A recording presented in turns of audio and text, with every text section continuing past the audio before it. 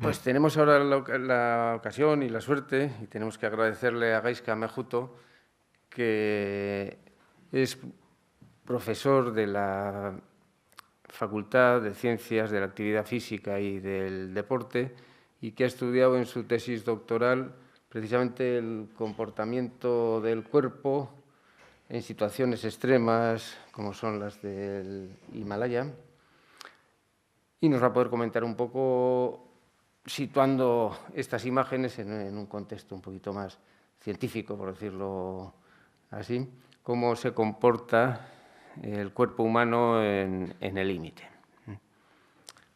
Tienes la palabra y muchas gracias por haber venido a estar con nosotros, a pesar de que estás un poco... Un poco constipado. Bueno, Arratsaldeon, muchas gracias. Lo primero de todo, agradecer tanto a Idoia como a Luis la oportunidad que me dan de estar aquí, y a vosotros también agradeceros estar aquí a estas horas un día como hoy. Inicialmente quería hacer la proyección de este vídeo, sobre todo de esta parte del capítulo de Oñaki Sarretan, porque refleja muy bien lo que es una ascensión una ascensión a un 8000 o a dos 8000 que tiene las dos caras. Tiene la cara del éxito de conseguir una cima y la cara de, digamos, el fracaso momentáneo de no haberlo podido conseguir en ese momento, aunque, como todos vosotros sabréis, lo consiguió posteriormente, y fue cuando consiguió la Annapurna, cuando completó los 14 8000. Para hacernos una idea de lo que son los himalayistas, la presentación que voy a hacer a continuación pues trata de eso desde el punto de vista de un licenciado en Educación Física, con una preparación completando la preparación en preparación física y rendimiento, pues bueno, acercarnos un poquito al perfil fisiológico desde el punto de vista deportivo de estos deportistas. De eso ha ido mi tesis y un poquito de esos trataré de hablaros ahora mismo. Perdonadme porque tengo la voz un poquito tocada, porque creo que tengo un constipado importante.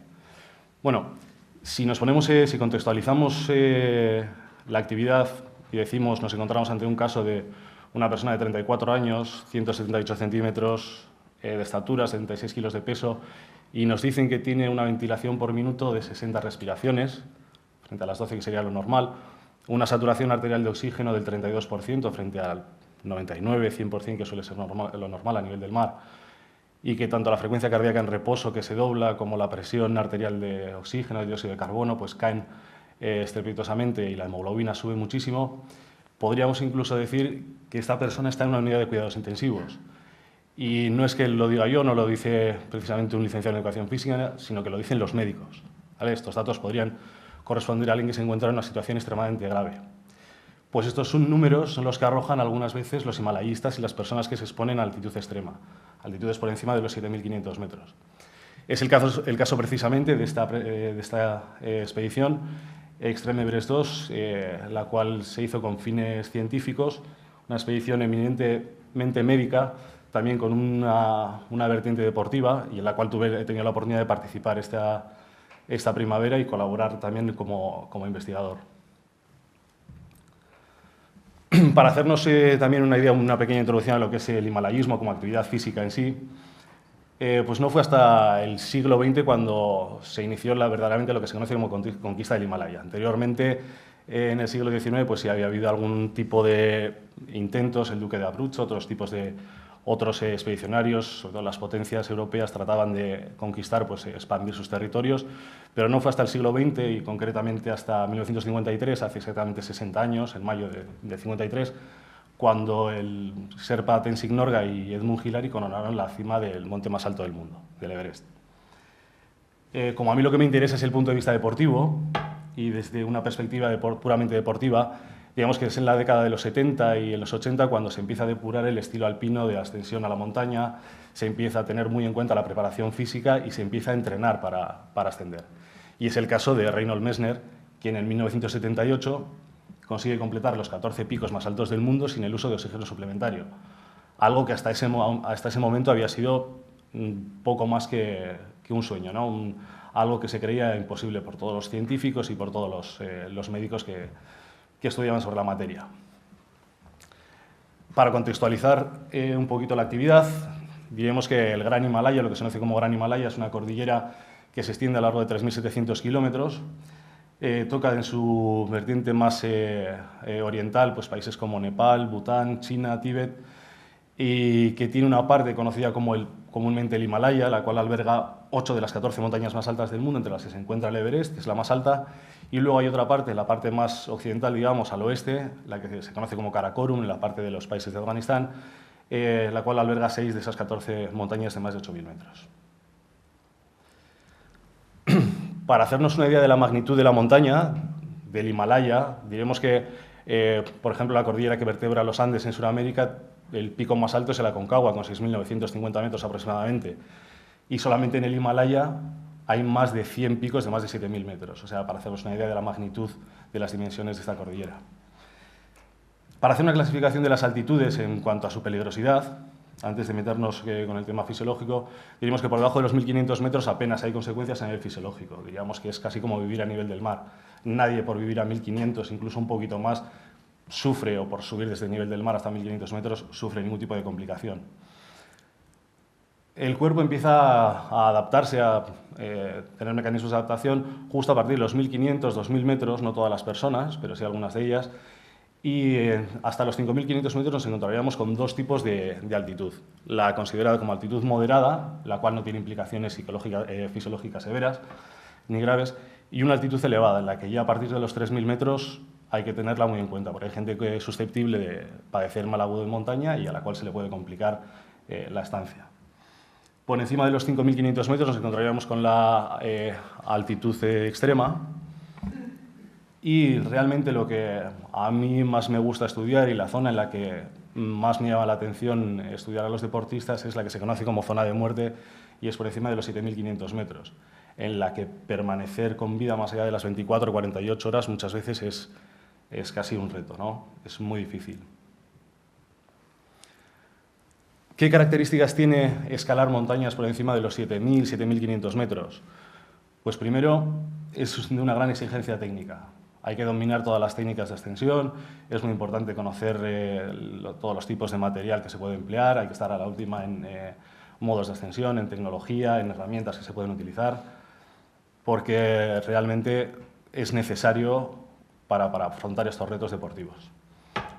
Seguidamente podemos decir que hay una alta demanda fisiológica, es decir, el cuerpo a nivel fisiológico, los distintos sistemas orgánicos sufren un deterioro muy importante a partir de los 7.500 metros, como veremos a continuación.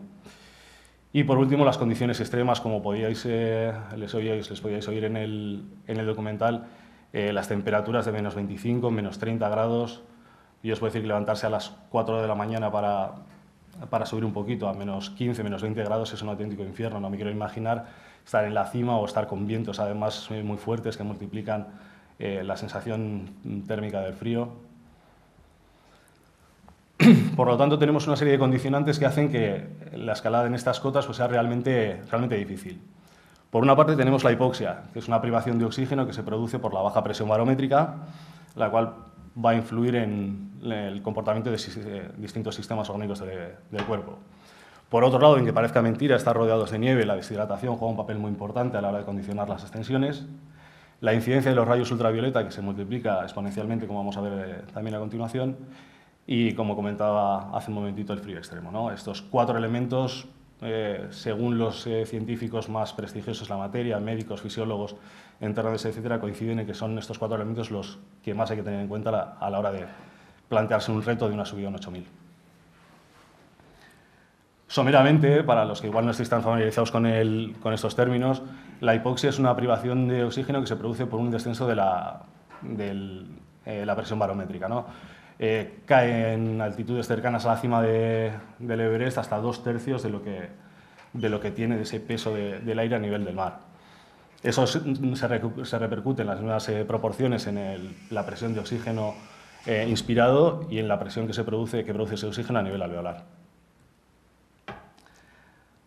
Una vez que baja la saturación arterial de oxígeno por esa bajada de la presión atmosférica, es decir, cuando el oxígeno pasa a la sangre, es detectado por los cuerpos carotídeos, unas células de tipo glómico que se encuentran en la bifurcación de la arteria carótida y que a su paso de la sangre por ahí, cuando se detecta un menor paso de oxígeno, el cuerpo reacciona poniendo en marcha distintos mecanismos de adaptación.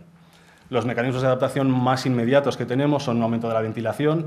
Seguro que más de uno de vosotros ha ido al monte, ha subido por encima de los 3.000, 4.000 metros y empiezas a notar cómo la ventilación, las respiraciones se hacen cada vez más frecuentes, ¿no? En un minuto pasamos de tener pues eso, 12, 15, 20 respiraciones a tener igual pues ya 20, 30 y nos notamos un poquito pues, que aumenta esa ventilación. Disminuye la presión del dióxido de carbono por ese aumento de la ventilación, una alcalosis respiratoria, desciende el volumen plasmático y aumenta la frecuencia cardíaca en el reposo. Es decir, esa ventilación más aumentada que tenemos pues, va acompañada de un aumento de la frecuencia cardíaca. Esto lo podemos ver en esta tabla perfectamente de Risalet, de una publicación del 2012, en el que, pues, si comparamos el dato de nivel del mar con el de los 8.000 metros, vemos como 62 latidos por minuto en un grupo de montañeros se convierte de media a unos 90.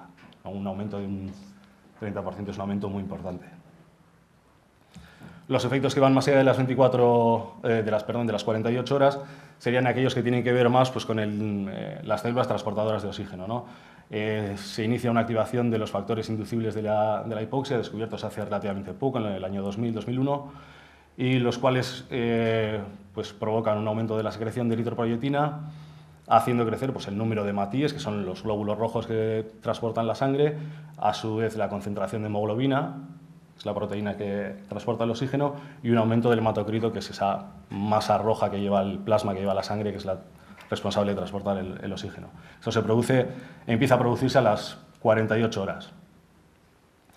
Cuando la permanencia en altitud se prolonga más allá de las 2 semanas, pues estas adaptaciones empiezan a tocar otros sistemas orgánicos, como pueden ser cardiovasculares, recuperando un poquito la frecuencia cardíaca, tanto en reposo como la máxima, pudiendo hacer ejercicio de manera más continuada y más fuerte. A nivel hematológico, el disfosfoglicerato provoca que haya una mayor liberación de oxígeno a los tejidos, tampoco me voy a meter demasiado ahí. Y a nivel muscular se recupera un poquito la respiración a través de una mayor densidad mitocondrial, se crean vasos nuevos para hacer llegar más oxígeno, etc. Sobre lo que es la cinantropometría, el cuerpo, cómo sufre, digamos, lo que es el chasis del cuerpo en altura extrema, podríamos decir que la mayor parte de los estudios indican que se produce una pérdida de peso. O sea, todo el mundo que va al monte, yo voy al monte y vengo con menos kilos, la mayoría de la gente. A no ser de que sea una expedición muy corta y a unas altitudes muy bajas, la mayoría de la gente que se adentra igual en altitudes por encima de los 3.000, 4.000, 5.000 metros suele volver después de una semana, un par de semanas, con una pérdida de peso leve, moderado o incluso muchas veces severo. Según todo lo que he podido leer yo y lo que nos hemos informado a la hora de hacer los distintos trabajos, las distintas investigaciones, es que más o menos a partir de los 38 días, cuando las expediciones, lo que suele durar una expedición a una montaña tan alta, unas 6 semanas, es cuando se produce el pico máximo de pérdida de peso, tanto a nivel de materia libre de grasa como a materia grasa.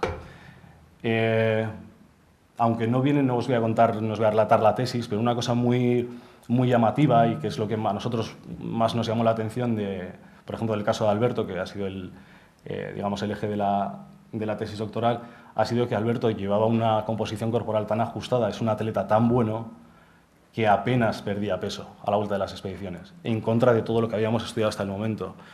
Solamente había podido leer un par de artículos en los que no se producía pérdida de peso y eran a altitudes mucho más moderadas, de unos 5.000 metros. Así que cuando nosotros vimos que Alberto se iba para el Himalaya, hacía igual 2 8.000 seguidos, o intentaba uno y hacía otro, y volvía y perdía 500 gramos, o ganaba a veces 100 gramos, bueno, nos quedábamos un poquito, ostras, esto pues, se habrá tomado bien. Al ser una cosa repetida durante un estudio de 18 años, evidentemente al final hemos decidido que 18 años tan mal no hemos podido hacer las cosas. Y una de las teorías que tenemos nosotros para justificarlo es el alto grado atlético de Alberto, un profesional deportista que entrena como si fuera olímpico todos los días de la semana, de una manera muy preparada, muy concienciada, con una planificación hecha muy detallada y que le permite eso, ir siempre con un estado de forma tan ajustado pues que no sufre esas pérdidas de peso que pueden tener montañeros de gran nivel, pero un poquito más amateurs o sin esa preparación física tan importante.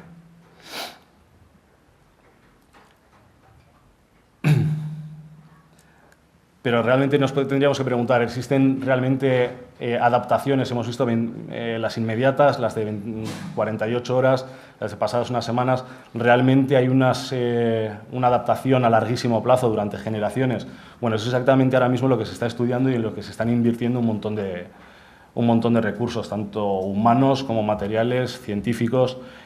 Ahora mismo las universidades que igual con más prestigio del mundo están haciendo inversiones enormes de dinero en investigación genética, y una de las partes de las que se ocupan también es de si esa adaptación a lo largo de las generaciones se produce a la hora de de esas poblaciones que permanecen a altura, si se han podido adaptar a consecuencia pues eso, de una adaptación progresiva. Según algún estudio, aunque estoy muy lejos de saber algo de genética, parece ser que de un ancestro común se divide en varias ramas, entre las que están pues, probablemente algunos africanos, algunos caucasoides que derivan en habitantes de Europa, y otros en noreste asiático, como son los serpas, samoyedos y algunos quechuas, luego en Sudamérica, los cuales han conseguido a través de generaciones y generaciones conseguir una adaptación y poder permanecer, residir en cotas pues, más allá de los 3.000, 4.000 y hasta 4.500 metros. Estas poblaciones que residen a esta altitud pues, bueno, tienen unas características muy singulares, todas ellas. Lo que sí es cierto es que cuando se estudian distintas poblaciones, distintos grupos étnicos, unos tienen una mejor adaptación a la hemoglobina, por ejemplo, no sube tanto. A otros, por ejemplo, se les ve que tienen una capacidad cardiopulmonar más elevada. Otros, sin embargo, pues se les disparan otros niveles de algunas hormonas. Entonces, pues hombre, estamos lejos todavía de conseguir saber qué es lo que pasa a largo plazo, pero bueno, parece evidente que hay una adaptación genética con el paso de los años en algunas de estas poblaciones.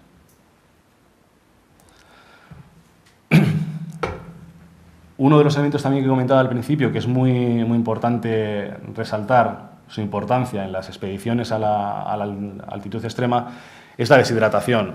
Parece mentira que estando rodeados de nieve y con un paisaje azul y que parece muy húmedo y con ventiscas y etcétera, pues puede haber problemas severos de deshidratación, en algunas ocasiones complicando incluso la vida de los expedicionarios. Bueno, pues esto ocurre. Y se debe principalmente a que se produce una baja presión del vapor de agua en esas cotas, menos de 1 milímetro de mercurio. Existe una hiperventilación continua de los expedicionarios, de los montañeros, lo cual provoca una constante evapotranspiración. Con ello, supongo que también habréis oído hablar o lo habréis sufrido en vuestras propias carnes, que cuando estás en la montaña, en ciertas altitudes, ni te apetece beber, ni te apetece comer. Esos pequeños síntomas del mal agudo de montaña pues hacen que la ingesta de fluidos sea deficiente, no sea lo aconsejada ni lo más apropiada de la altitud a la que nos encontramos. Y luego, además, unido con estos síntomas del mal agudo de montaña, la diuresis que se produce. La expulsión de orina que se produce es importante. Os voy a contar también una pequeña anécdota, me permito contaros una pequeña anécdota que de las expediciones que hicimos con fines médicos. Hicimos un concurso en el campo base del Everest a 5.400 metros para ver quién orinaba más. Y bueno, yo me creía un bilbaíno de pre porque oriné 2 litros y hubo una chica que orinó 4,5 litros. Y son cantidades a tener muy en cuenta, son cantidades muy importantes. Orinar 4,5 litros en un día es mucho. También comentábamos la incidencia de los rayos ultravioleta. Solamente a 4.000 metros, es decir, una altura que se puede considerar moderada, la incidencia es hasta un 100% mayor que a nivel del mar. Si a ello le multiplicamos todos los flancos de donde puede provenir esa radiación ultravioleta, la nieve del suelo, la nieve en las paredes, los distintos flancos, pues esos peligros se multiplican. Por lo tanto, es muy importante protegerse tanto con ropa como con cremas, factor importante, gafas, etc. ¿Vale? Es otro de los peligros que puede provocar pues, lesiones importantes en los ojos, retinopatías, etc. Y luego, bueno, como comentamos anteriormente, el frío extremo, claro, la temperatura extrema a la que se enfrentan los montañeros. Pues imaginaros cerca de una cima, ya no protegidos en la tienda, que se puede más o menos calentar o podemos tener un saco o podemos protegernos del frío de alguna manera, sino ya con ventiscas, con frío, con viento, pues podemos alcanzar temperaturas, pues eso, sensaciones térmicas de menos 50 grados. Y ha ocurrido muchas veces que igual alguien se despista, se quita un guante para sacar una foto y ya la mano destrozada, igual una falange ya, pues que se va, ¿no? por un detalle así, por una tontería de ese tipo. Entonces, pues eso, temperaturas extremas, viento, hipotermia y riesgo de congelamiento súbito que puede poner en peligro pues, la vida de los montañeros. Y luego también, aunque no soy médico y me gusta y me apasiona mucho el tema, pues bueno, las patologías que se producen, ¿no? He tenido la oportunidad de investigar también un poquito en el tema del mal agudo de montaña, con estrategias de preaclimatación, con los médicos, los doctores Aramendi y Emparanza del Hospital Donostia de la Clínica de Hondarribia. Y bueno, pues es muy importante tener en cuenta que el mal agudo de montaña, si deriva en un edema pulmonar o deriva en un edema cerebral, pues puede ocasionar la muerte. No os voy a descubrir la pólvora porque lo podéis ver y desgraciadamente lo hemos sufrido mucho. Ha habido muchos montañeros vascos y se les ha complicado las cosas y algunos incluso han muerto hace relativamente poco. Otras lesiones tipo retinopatías, riesgo de policitemia, pues, por ejemplo, cuando los glóbulos rojos se reproducen de manera incontrolada, pues también se pueden producir. Desórdenes neurológicos, alucinaciones, etcétera. Y luego, pues lo típico, las lesiones, ¿no? Ahí veíamos en el vídeo cómo Alberto iba subiendo y de repente, claro, se torcía y a punto estaba de hacerse un esguince de rodilla. Pues un esguince de rodilla a una altura de 8.000 metros donde no te puede ir a rescatar nadie, es un contratiempo muy grave. ¿Vale? Por lo tanto, pues, estrategias, digamos la incidencia más alta la puede tener el mal agudo de montaña. La forma más eficaz para combatirlo, la aclimatación. A mí me gusta mucho este gráfico de los doctores Roach y Hackett, en las que se ve perfectamente, hacen de distintas partes del globo, ¿no? Distintas expediciones y distintos números de adaptación. No os preocupéis que vamos a ponerle zoom. Entonces vemos como, por ejemplo, en el monte McKinley en Estados Unidos, o el Denali, como lo queráis llamar, a una altura de unos 6.194 metros, 6.200 metros, una expedición que dura entre 3 y 7 días, una estrategia de aclimatación, podríamos decir, para esa altura correcta.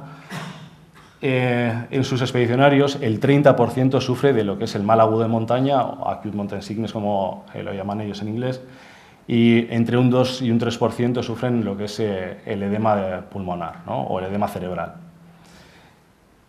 Estos números, cuando los comparamos, fijaros, 6.000 metros y 7 días de aclimatación con soldados indios en el Himalaya, a 6.000 metros, prácticamente 300 metros más abajo, pero solamente se aclimatan en 2 días en vez de en una semana, como hacían los americanos, casi el 50%, casi la mitad de toda esa gente, de todos los expedicionarios, sufren el mal agudo de montaña.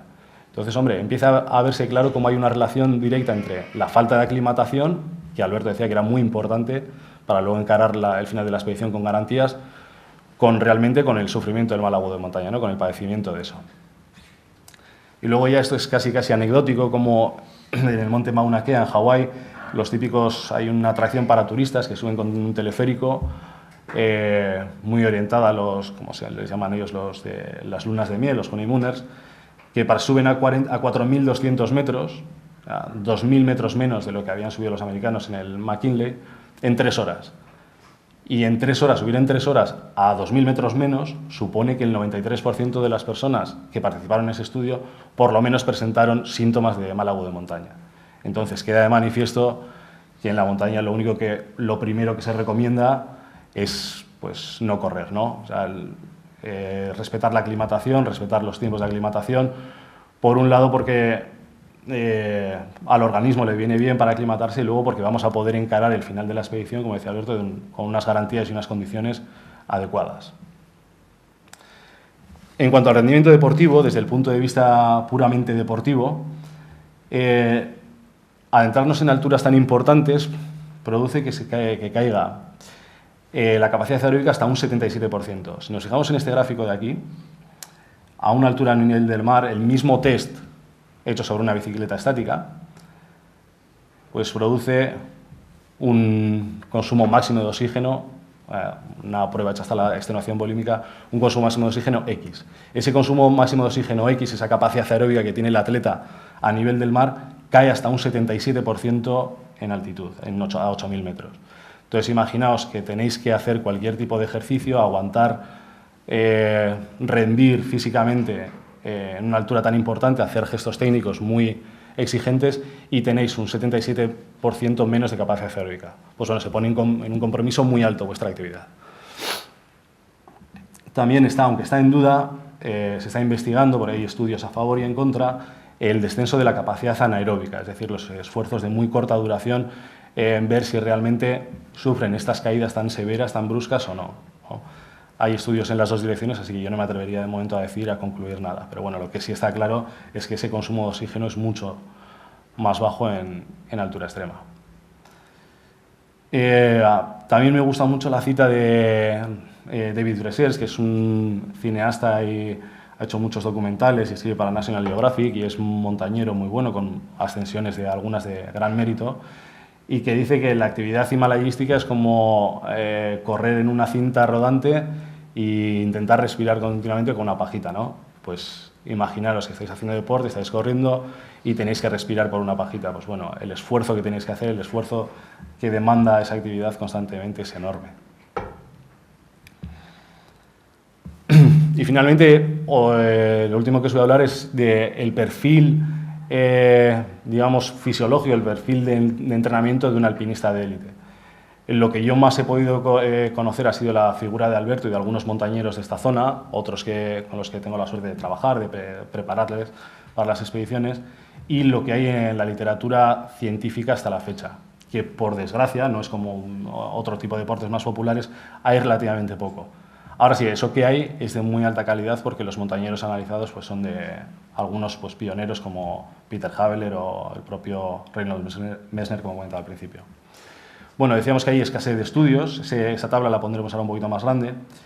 Se sugiere que el consumo máximo de oxígeno es un factor limitante, o sea, cuanto más consumo de oxígeno, cuanta más capacidad aeróbica tenga el atleta, el alpinista, se supone que más facilidad va a tener para poder encarar estos retos, pero a la vez depende de la capacidad de adaptación.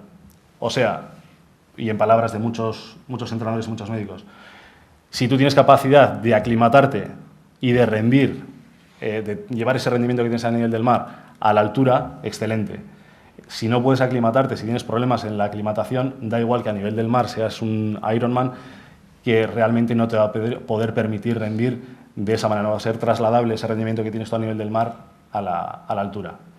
Y, por supuesto, algo que tienen en común la mayoría de los estudios, tanto en altura, de altura extrema o de alpinistas, con aquellos de entrenamiento en altura para la mejora del rendimiento, esos que oís los ciclistas o los piragüistas que se van a entrenar a altitudes, pues a Sierra Nevada, donde sea 3.000 metros para mejorar la capacidad aeróbica, pues depende muchísimo de la persona, ¿no? Hay una variabilidad interindividual increíble, incluso dentro de las propias familias, entre hermanos, hay algunos que rinden de una manera excelente, responden a ese entrenamiento en altura de una manera excelente, mejorando la tasa de hematocrito, mejorando la capacidad aeróbica, el consumo máximo de oxígeno, el tiempo en una prueba específica.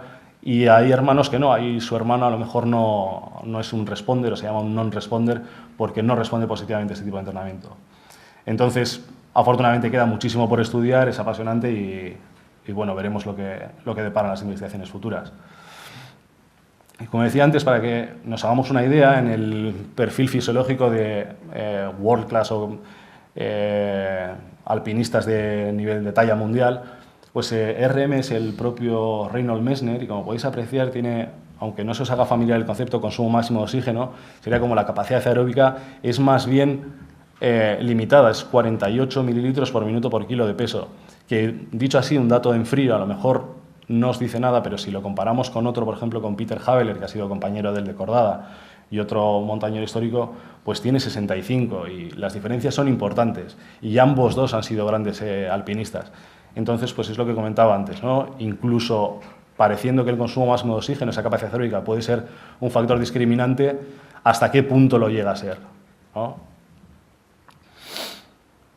El caso que mejor os puedo describir, porque es al que me he dedicado durante varios años de mi vida a estudiarlo, ha sido el de Alberto. Y en líneas generales, esto es un resumen del resumen del resumen, podríamos decir que es un sujeto altísimamente entrenado, con más de 25 años de experiencia, una talla de 187 centímetros y un pesaje de 72,7 kilos, una capacidad aeróbica, como veíamos antes, eso que Reinhold Messner tenía 48 y Haveler tenía 65, Pues Alberto tiene 70, que trasladado a lo que pueden ser los deportes de resistencia, estaríamos hablando de una persona que puede hacer maratones y hacer marcas realmente aceptables, competitivas, quizás no olímpica, pero con una capacidad aeróbica muy importante.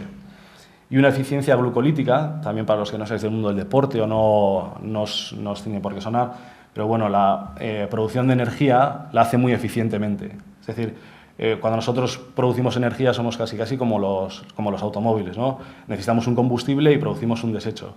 Pues Alberto utiliza poco combustible, produce poco desecho y sin embargo consigue unas tasas de energía muy altas, lo cual pues le confiere pues esa capacidad de rendimiento, ¿no?, en altura. Además que es capaz de adaptarse, respeta las aclimataciones, pues bueno, así le ha podido ir de bien, ¿verdad? Es un alpinista experimentado, excelente en su especialidad, no es que lo digamos nosotros, sino que así está acreditado en los distintos medios donde se recoge. Es poseedor de diversos récords de entidad internacional, como ascensiones invernales. La de Manaslu que sale aquí fue en verano, pero creo que tiene Manaslu también invernal. Ha abierto un montón de rutas nuevas. Las últimas expediciones que hace las hace en estilo alpino. Hace poco ha sido el primero que ha hecho los 3 picos del Broad Peak, los hizo prácticamente seguidos. Vamos, estamos hablando de un alpinista pues, de una trayectoria brillantísima. Tanto es así que es considerado como uno de los mejores alpinistas del mundo, estuvo nominado al Piolet d'Or y en algunos certámenes ha participado incluso como jurado del mismo. Y bueno, para hacernos una idea, hasta el momento en el que se hizo este documental, más o menos, 2002, que es cuando él acabó los 14 8000, en todo el mundo solamente había habido 4 personas antes que habían coronado las 14 montañas más altas del mundo sin el uso de oxígeno suplementario. El uso no de oxígeno suplementario daría a lo mejor para otro debate o estar aquí una tarde entera conversando sobre ello, ¿no? Pero bueno, lo que es indudable es que es una proeza poder coronar una montaña de 8000 metros después de todos los hándicaps que hemos visto que se producen sin el uso de una ayuda tan importante como la que puede ser una bombona de oxígeno, ¿no? Y Alberto las ha hecho todas, Alberto, Reinhold Messner, Loretan y Juan Oyarzábal, y también es de esta ciudad, pues lo han conseguido sin el oxígeno de uso suplementario, sin el uso de oxígeno suplementario, perdón.